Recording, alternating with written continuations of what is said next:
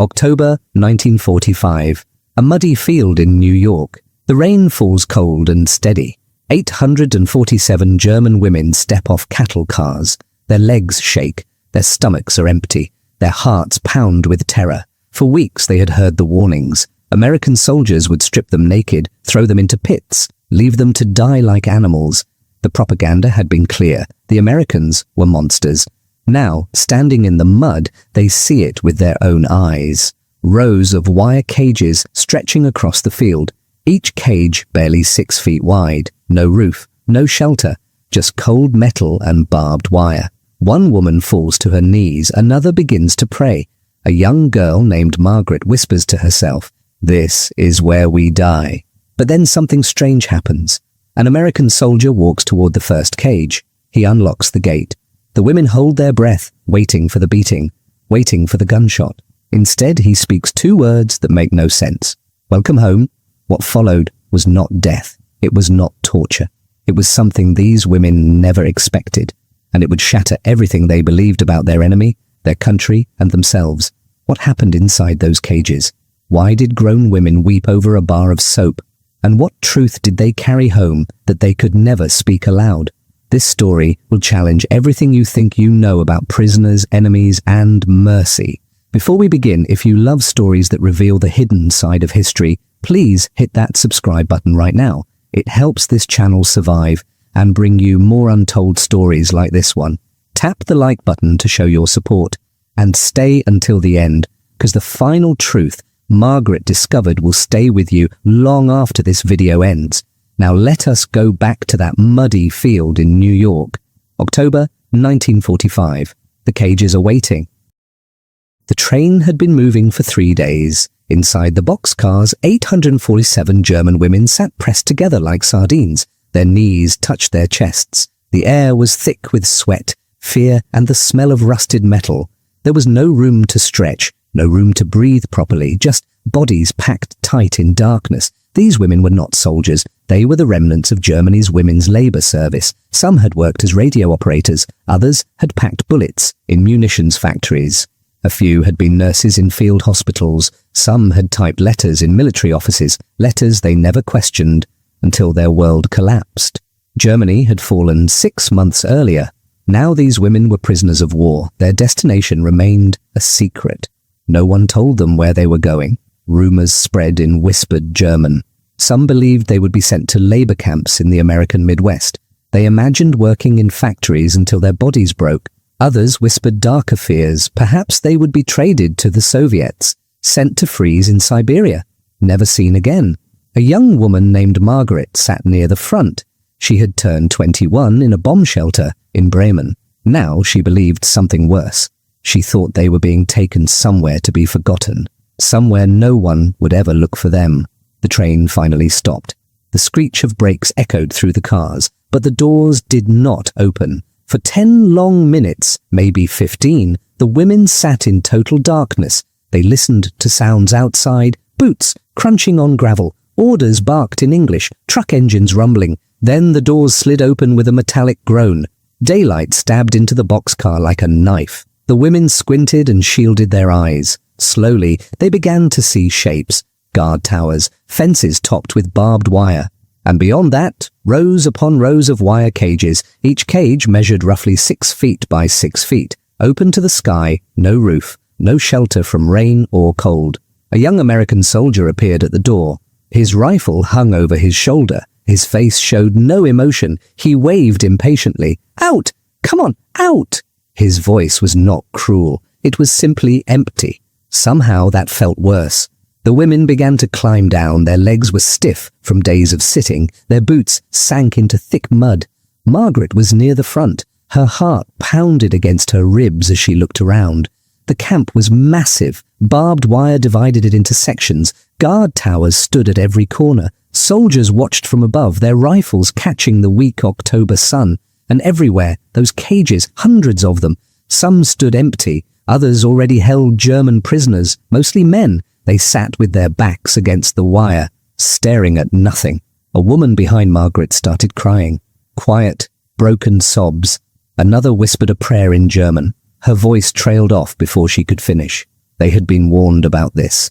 In the final days of the war, German officers had gathered the women. They told them what Americans did to prisoners. The Americans were savages, they said. They did not follow the rules of war. They would strip prisoners naked, throw them into pits, and leave them to die. Margaret had not believed all of it, but standing here now, staring at wire cages stretching into the distance, she wondered if the warnings had been true. One woman whispered what many were thinking.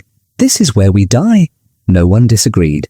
An American officer approached. He was older, maybe 40, with grey hair and a tired face. He carried a clipboard. His voice was flat and businesslike. "You will be processed in groups of 20. You will be assigned temporary holding areas. You will receive food and water. Follow all instructions." A translator repeated his words in German. The women listened with blank faces. Processed. Temporary holding areas. The language was cold. It offered no comfort. Then the gates of the first cage swung open, and 20 women were marched inside. But what happened next would confuse them more than any cage ever could. The first hour inside the cage was the worst. 20 women stood pressed together in a space meant for furniture, not human beings. Shoulders touched shoulders. Breath mixed with breath in the cold October air. There was no room to sit. The ground was bare mud, soaked from recent rain. Some women closed their eyes and prayed silently. Others stared through the wire at the camp beyond. A few younger women began to shake, their teeth chattering from fear, more than cold. Margaret watched the guards. They walked the perimeter with rifles slung over their shoulders. They talked to each other in English, sometimes laughing. When they glanced at the cages, their faces showed nothing.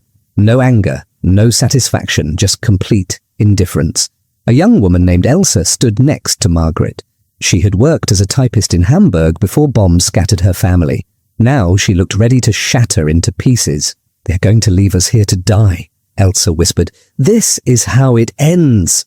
An older woman shot her a sharp look. "Quiet! Do not give them the satisfaction." But Elsa was right to be afraid. They were locked in cages like animals, like dogs waiting to be put down. Every woman felt it. 2 hours passed, then 3. The sun climbed higher, but the air stayed cold. Some women finally sat in the mud. Others leaned against the wire for support. Margaret refused to sit. Sitting felt like giving up. Then something changed. A truck rumbled into view and parked near the row of cages. American soldiers climbed out carrying large metal containers. 2 soldiers approached the first cage. One held a clipboard, the other unlocked the gate. The women inside tensed. They pressed themselves against the far wire, expecting the worst. But the soldier did not enter. Instead, he placed a large metal canteen just inside the gate. Next to it, he set a stack of tin cups. "Water," he said in broken German. "Wasser." The gate closed. The lock clicked. The soldiers moved to the next cage. When they reached Margaret's cage, she watched the soldiers' hands closely. They were steady, practiced. He set down the canteen and cups without looking at any of the women. His face remained blank. Then he was gone. For a long moment, nobody moved. Finally, an older woman stepped forward. She knelt in the mud and picked up the canteen. She poured water into a cup, sniffed it carefully, and took a tiny sip. She waited, as if testing for poison. Nothing happened. "It is water," she said. "Just water." The cups passed from hand to hand. Margaret drank carefully. The water was cold and tasteless, but clean. She had expected river water, something dirty and foul. This was not. This was pure. It made no sense. An hour later, the gates opened again. This time, the women were called out in groups of 5. Margaret's group was third. They were marched across the camp to a long wooden building with a red cross painted on the side. Inside, the air smelled of antiseptic and soap. American nurses in crisp white uniforms moved between tables. A translator with kind eyes explained what would happen. "You will be examined by a doctor. This is for your health. You will be checked for illness and injuries. Then you will receive clean clothing and be assigned to barracks." Barracks, not cages. Margaret felt something flicker inside her. Hope, relief. She pushed it down. It was too early to hope. The medical exam was quick. A doctor checked her eyes, throat and lungs. He asked questions through the translator. Had she been ill? Was she in pain? When had she last eaten properly?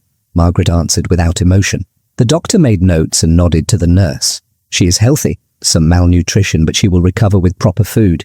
Proper food. The words sounded absurd.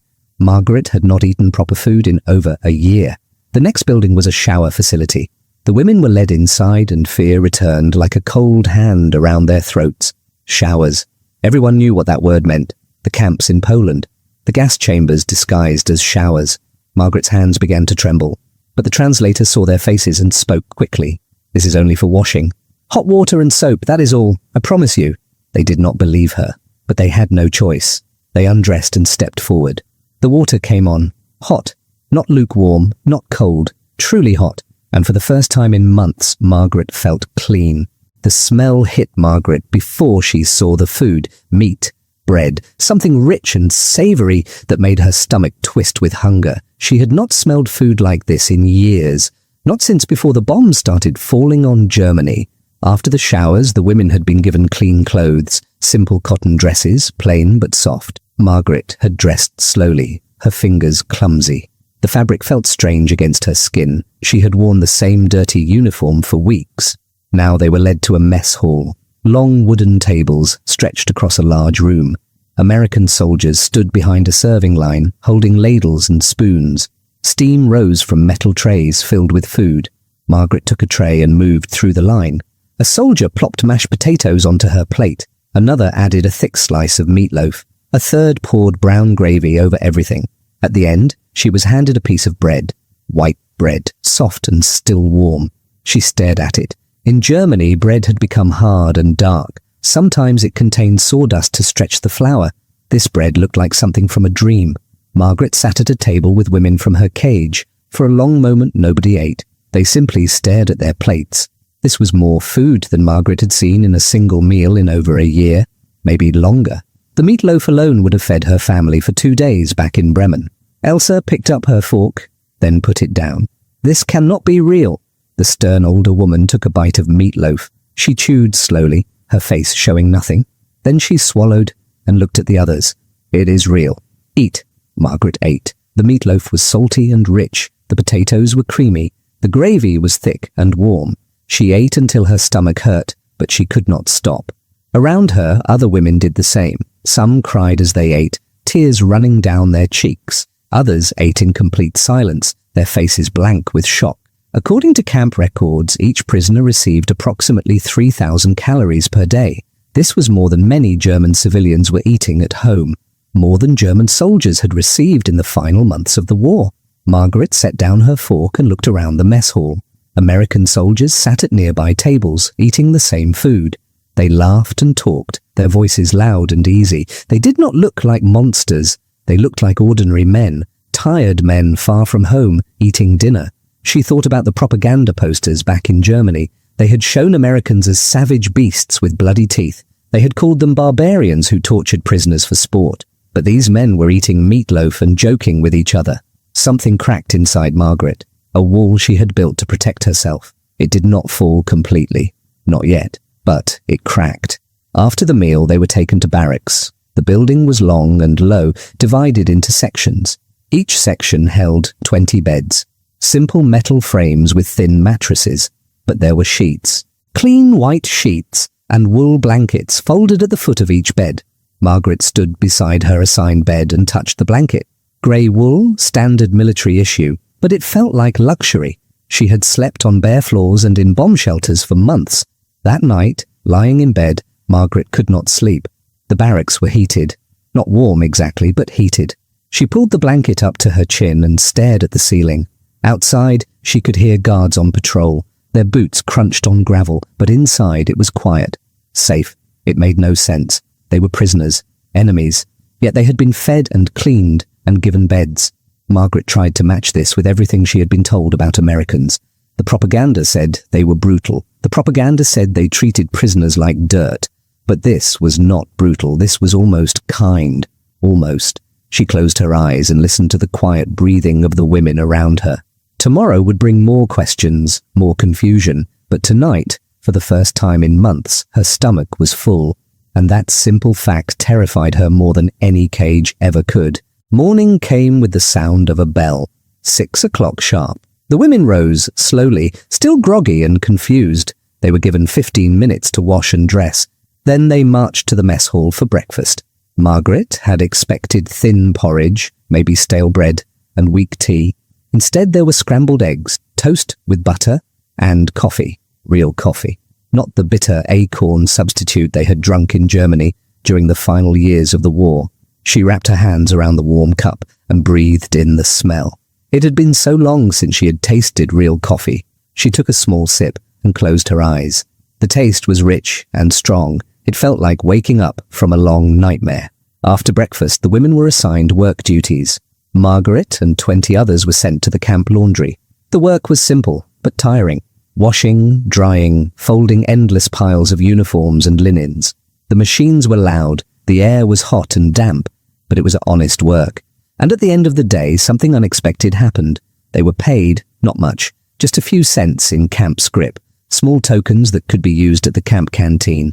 But it was payment, real payment for their labor.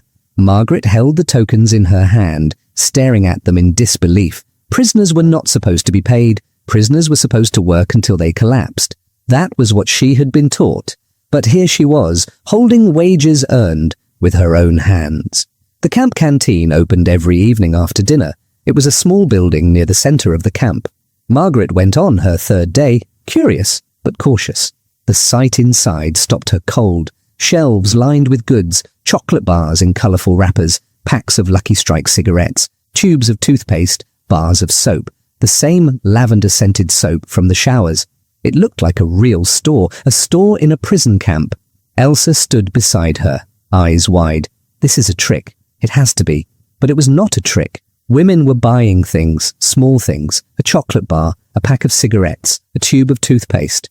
Margaret bought a bar of soap and a pencil. She had no paper yet, but she wanted the pencil. She needed to write. She needed to record what was happening, because someday someone would need to know the truth. That night, she unwrapped a chocolate bar she had bought. She broke off a small square and placed it on her tongue. It melted slowly, rich and sweet. She had not tasted chocolate in 3 years. She closed her eyes and let the sweetness fill her mouth. For just a moment, she forgot she was a prisoner. The guards were a constant presence, but their behavior surprised her. Some were cold and professional, others were curious, even friendly. One guard stood out, a young corporal from Iowa named Miller. He often worked the laundry detail. He was quiet and polite. He spoke a little German, learned from his grandmother back home. One afternoon, as Margaret folded sheets, Miller approached. He held out a pack of chewing gum. "Want one?" Margaret stared at the gum, then at him. Was this a test? A trick? She shook her head. Miller shrugged and put the pack back in his pocket. "Suit yourself." He paused, then added, "You are doing good work. Keep it up." He walked away. Margaret stood frozen, confused. A guard had just complimented her work. A guard had offered her gum, not as a bribe, not as mockery, just as a simple human gesture. She did not know how to process it. Once a week, the camp held movie nights. A screen was set up in the mess hall. The films were American, usually comedies or musicals, bright and colorful, filled with singing and dancing. Margaret went to the first one out of curiosity. She did not understand most of the English dialogue, but the images were enough. Women in beautiful dresses, men in sharp suits. A world untouched by war. This was America. This was the enemy. And yet this was what they had. Music, color, joy. Germany had given her ashes. America was showing her songs. In November, the camp administration introduced a new program. They called it re-education. The prisoners whispered darker names for it. Propaganda, brainwashing. The women were required to attend classes twice a week. American officers gave lectures on democracy, freedom, and human rights. Margaret sat in the back, arms crossed, ready to dismiss everything as lies. Then came the lecture that changed everything. The topic was concentration camps. An American officer stood at the front of the room. Behind him, a white screen hung on the wall. His voice was flat and emotionless as he began speaking.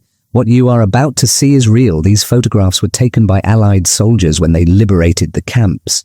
The first image appeared on the screen. Piles of bodies, skeletal figures stacked like firewood, men, women, children. Their eyes hollow, their bones pushing through paper-thin skin. The room fell silent. More images followed: the ovens at Auschwitz, the gas chambers at Treblinka, mass graves filled with thousands of corpses, survivors who looked more dead than alive, staring into the camera with empty eyes. Margaret felt her stomach turn. She wanted to look away, but she could not. She had heard rumours during the war, whispers about camps in the east, about terrible things happening to Jews and others deemed undesirable by the Reich. But she had told herself they were exaggerations, enemy propaganda, lies designed to make Germany look evil. The photographs did not lie. Some women covered their mouths, others turned away, unable to look. A few wept openly, their shoulders shaking with silent sobs.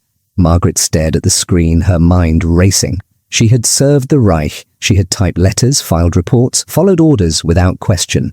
She had been a small part of the machine that had produced these horrors. She had not known, but did that matter? She had been part of it. After the lecture, the women filed out in complete silence. No one spoke. What was there to say? That night, Margaret lay awake. The images burned into her mind like fire. She could not escape them. Every time she closed her eyes, she saw the bodies, the bones, the empty stairs. The guilt was crushing. Late at night, when the barracks were dark, the women talked in whispers. The conversations had changed since they arrived. At first, they talked about home and family. Now they talked about something else entirely. One night, a woman named Hannah spoke what many had been thinking. We were lied to. The barracks fell silent. They told us the Americans were animals, Hannah continued, that they would torture us and starve us. But look at us. We are fed. We are warm. We are treated better here than we were in our own country. An older woman, a former nurse, spoke up. Do not forget what they did. The bombings, the destruction. They turned our cities to rubble. And we did the same to theirs, Hannah shot back. Or do you think the Luftwaffe did not bomb London? Did not kill civilians? Silence again, heavy and uncomfortable. Margaret lay still, listening. She did not join the conversation, thin. Her clothes hung loose on her frame. Her cheeks were sunken. Her eyes looked too large for her face. But she was alive. When she saw Margaret, she wept. They held each other for a long time, neither speaking. There were no words big enough for this moment. Finally, her mother pulled back and looked at her daughter. Her eyes travelled over Margaret's face, her body, her healthy complexion. You look well, she said quietly. Half question, half accusation. Margaret nodded. They fed us, treated us properly. Her mother's face twisted with something complicated. Anger, jealousy, relief, all mixed together. We starved, she whispered. While you were safe, we starved. The words cut deep, but they were true. Margaret had no defence. She had survived. She had been cared for, and her family had suffered. It was not fair, but it was the truth. Life in post-war Germany was brutal. Food was scarce. Work was impossible to find. Everything was broken. Buildings, roads, people. Margaret tried to adjust, but everything felt wrong. She had grown used to regular meals, to safety, to the strange kindness of her captors. Now she was back in a world where survival was a daily battle. She rarely spoke about her time in the American camp. When people asked, she said only that she had been treated fairly. But the truth was more complicated. The truth was that the enemy had shown her a different way, a different set of values, and she could not forget. Decades passed, Germany rebuilt, Margaret married, had children, built a life, but she never forgot. The notebook Corporal Miller had given her remained in a drawer, filled with her observations, her questions, her slow transformation from prisoner to witness. One day, when her granddaughter was old enough to understand, Margaret took out the notebook and told her story. She told her about the cages, the terror, the soap, the food, the kindness, but she felt its weight pressing on her chest. The questions Hannah raised were the same questions eating at Margaret's soul. If the enemy was so evil, why were they showing such humanity? If Germany was so righteous, why had it produced such horror? Not everyone wrestled with these doubts. Some women clung fiercely to their old beliefs. They insisted the photographs were fake. They said the treatment they received was a trick to weaken their loyalty. One woman refused to attend the lectures. She called them poison designed to turn Germans against their homeland. Margaret understood. Loyalty was not easily abandoned. It was woven into identity. To question that loyalty meant questioning everything you believed about yourself. For some, that was too much to bear. But, for Margaret, the wall had cracked further. The photographs had torn something open inside her, and through that opening, doubt poured in like floodwater. She could not unsee what she had seen. and she could not unfeel what she now felt. In March 1946, the announcement came. The women would be sent back to Germany. The news spread through the camp like wildfire. Some women wept with joy, others fell silent, their faces pale with fear. Margaret felt nothing. No joy, no relief, just a strange, hollow emptiness. She should have been happy. She was going home, but home was ruins. Home was hunger. Home was a nation trying to rebuild from ashes. The night before departure, Corporal Miller found Margaret in the laundry. He handed her a small bag. "For the journey," he said. Inside were chocolate bars, a pack of cigarettes, and a sealed envelope. Margaret opened the envelope. A short note was inside. "You are a good person. I hope you find peace. Good luck. Miller." Margaret looked up, but Miller was already walking away. She wanted to call after him, to thank him, to say something meaningful, but the words would not come. She simply stood there, holding the note, feeling the weight of kindness she did not understand. The ship docked in Hamburg in early April. The city was unrecognizable. Whole neighborhoods had been reduced to rubble. Buildings stood like broken teeth against a grey sky. People moved through the streets like ghosts, hollow-eyed, thin, dressed in rags. Margaret stepped off the ship and felt reality crash over her like a cold wave. This was home. This was what remained of everything she had known. She found her mother in a temporary shelter, a converted school building housing refugees and displaced persons. The conditions were terrible. Families crowded together in small spaces. The smell of unwashed bodies hung in the air. Her mother was thin, painfully, the photographs, the guilt. "What did you learn?" her granddaughter asked. Margaret thought for a long moment. "I learned that the world is more complicated than we are taught. I learned that enemies can show mercy, and I learned that kindness is the hardest thing to carry, because kindness forces you to see humanity in people you were taught to hate. And once you see that, you can never unsee it." The cages had been meant to hold them, but what they really did was break open everything these women thought they knew, and sometimes being broken is the only way to be made whole. In October 1945, 847 German women arrived at Camp Shanks expecting death. They found something far more dangerous than torture. They found mercy. The wire cages that terrified them became symbols of shattered expectations. The soap, the hot showers, the meatloaf dinners, the chocolate bars, the small kindnesses of ordinary soldiers. These were not grand gestures. They were simple acts of humanity in a world that had forgotten what humanity meant. But for the women who received them, these acts were transformative. They forced a reckoning with everything they had believed, everything they had been taught. War divides the world into us and them. It demands that we see enemies as monsters. But what happens when the enemy refuses to be monstrous? What happens when they show mercy instead of cruelty? Margaret carried that question for the rest of her life. She never found a perfect answer, but she learned one truth that never left her. Cruelty hardens, but mercy changes you forever.